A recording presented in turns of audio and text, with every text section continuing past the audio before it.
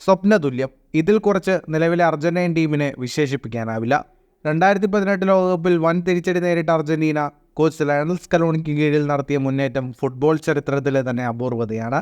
2021 Copa America നേടിയ Argentina euro ചാമ്പ്യന്മാരായ ഇറ്റലിയെ തോൽപ്പിച്ച് ഫൈനൽ സീമയും സ്വന്തമാക്കി. അപരാജിത കുതിപ്പുമായി എത്തിയ ലയണൽ മെസ്സിയും സംഘവും ഖത്തറിൽ ഫുട്ബോളിലെ അവസാന കടമ്പയും മറികടന്നു. ഖത്തർ ലോകകപ്പോടെ രാജ്യാന്തര ഫുട്ബോളിനോട് വിട പറയാനായിരുന്നു തീരുമാനമെങ്കിലും മെസ്സിയും ഏഞ്ചൽ ഡി-മരിയയും കുറച്ചുകാലം കൂടി ടീമിനൊപ്പം തുടരാൻ തീരുമാനിക്കുകയായിരുന്നു. ഈ വർഷം ജൂണിൽ നടക്കുന്ന കോപ്പ അമേരിക്കയോടെ മെസ്സിയും ഡി-മരിയയും അർജന്റീൻ ടീമിൽ നിന്ന് ബൂട്ടഴിക്കുമെന്നാണ് റിപ്പോർട്ടുകൾ.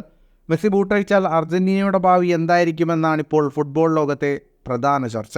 ഇതേക്കുറിച്ചുള്ള ചോദ്യത്തിന് അർജന്റീൻ കോച്ച് ലയണൽ സ്കലോണിയുടെ മറുപടി ഇങ്ങനെയായിരുന്നു: അർജന്റീൻ ഫുട്ബോൾ ഇതിഹാസങ്ങളായ റുഗേരി, മറഡോണ തുടങ്ങിയവരെല്ലാം ഒരു ഘട്ടത്തിൽ ടീമിൻ്റെ പടിയിറങ്ങിയവരാണ്.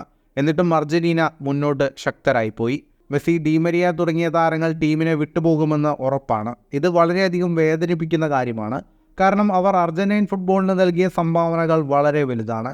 മെസ്സിക്ക് ശേഷവും അർജന്റീൻ ടീം ശക്തമായി മുന്നോട്ട് പോകണം. ഇതിനായി അർജന്റീനയെ പ്രാപ്തരാക്കുകയാണ് വെല്ലുവിളിയെന്നും സ്കലോണി പറഞ്ഞു. ഫുട്ബോൾ ലോകത്തെ കൂടുതൽ വാർത്തകൾക്കും വിശേഷങ്ങൾക്കുമായി സ്പോർട്സ് കഫേ ഇപ്പോൾ തന്നെ സബ്സ്ക്രൈബ് ചെയ്യുക.